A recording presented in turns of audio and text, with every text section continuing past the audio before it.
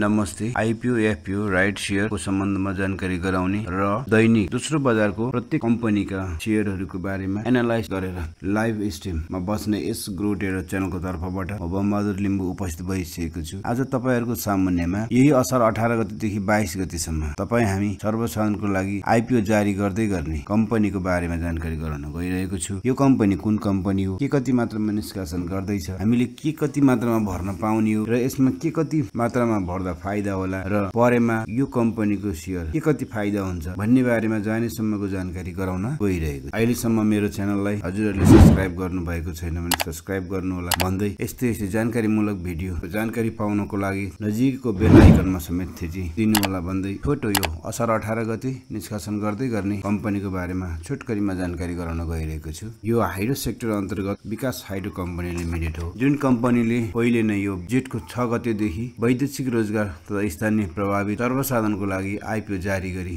वितरण समेत गरिसकेको अवस्था छ। अब तपाई हामी सर्वसाधारणको लागि यसले 82 साल असार 18 गतेदेखि 22 गतेसम्म छिटोमा र ढिलोमा 29 गतेसम्म आईपीओ जारी गर्दैछ। यसले कुल निष्कासन सर्वसाधारणको लागि 29 करोड 42 लाख 76 हजार बराबरको 29 लाख 42 हजार 760 किता चाहिँ सर्वसाधारणको लागि निष्कासन गर्दै प्रति किता रु 100 का दरले यस हाइड्रो कम्पनीले शेयर बिक्री गर्दैछ भने यस कम्पनीको बिक्री प्रबन्धकमा प्रभु क्यापिटल रहेको छ भने यस कम्पनीको आईपीओ खुला भए पश्चात अहिलेको ट्रेन्ड अनुसार लगभग 20-21 लाखले आईपीओ भर्दै गरेको अवस्थामा तपाई हामीले पनि यो कम्पनीको आईपीओ प्रति किता रु 100 का दरले 10 कितादेखि बढीमा 10,000 कितासम्म भर्न पाउने भए तापनि 10 किताको डिभाइडेडले गर्दाखेरि तपाई हामी 10 किता नै भर्दा इनफ हुने हुन्छ, किनकि 18-19 लाखको हात खाली हुने अवस्था रहन्छ। किनभने प्रत्येक पहिलेको शेयर खुला भए पश्चात 20-21 लाख जनाले शेयर भर्ने ट्रेन्ड रहेकोले यस कम्पनीको पनि 2,94,000 जना जतिले चाहिँ 10 किताका दरले शेयर पाउने हुन्छ। अन्य 18-19 लाखको हात खाली हुने अवस्था रहेको, किनभने यो हाइड्रो कम्पनीको रेटिङ इक्रा नेपालले BBB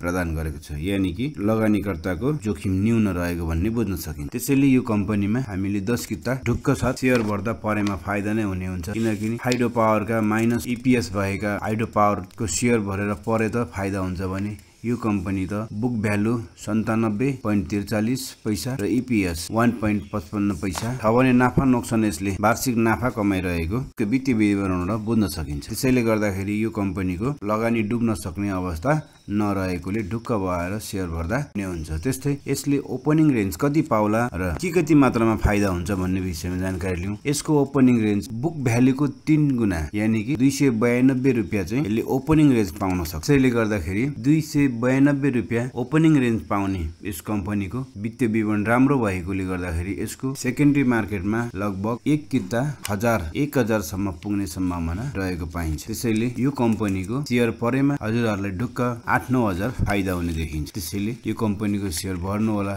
भन्दै यो छोटो भिडियो तपाईहरुको सामनेमा राखेको छु। अहिलेसम्म तपाईहरुले यो भिडियोमा साथ दिनुभएकोमा धन्यवाद व्यक्त गर्छु।